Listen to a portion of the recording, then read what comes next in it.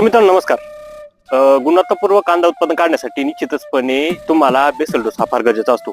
लक्षात घ्या, कांद्याला बेसल डोस हा जमिनीच्या प्रकारानुसार निश्चितचपणे बदलत असतो. प्रत्येक जमिनीचा प्रकार जो आहे, सपोज काळी माती, लाल माती किंवा मुरमाड माती, पळट्याची जमिनी, प्रत्येक जमिनीची न्यूट्रिशन व्हॅल्यू ही वेगवेगळी असते. त्याचमुळे जमिनीचा जो काही आपल्याला जो काही बेसल डोस टाकायचा आहे तो निश्चितचपणे आपण जमिनीच्या प्रकारानुसार टाकला गेला पाहिजे. त्यामध्ये हा जो काही बेसल डोस सांगतोय मी तो एकरीप्रमाणे आणि काळ्या मुरमाटी जमिनीसाठी.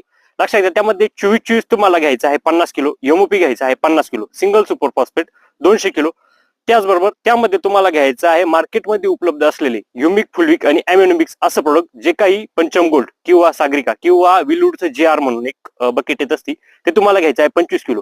व लक्षात घ्या, कांदा पिकामध्ये बुरशीजन्य रोगाचा मुळांना बुरशीजन्य रोगाचा फार मोठ्या प्रमाणात प्रादुर्भाव होत असतो. त्या ठिकाणी निश्चितचपणे सल्फरचा वापर करणं गरजेचं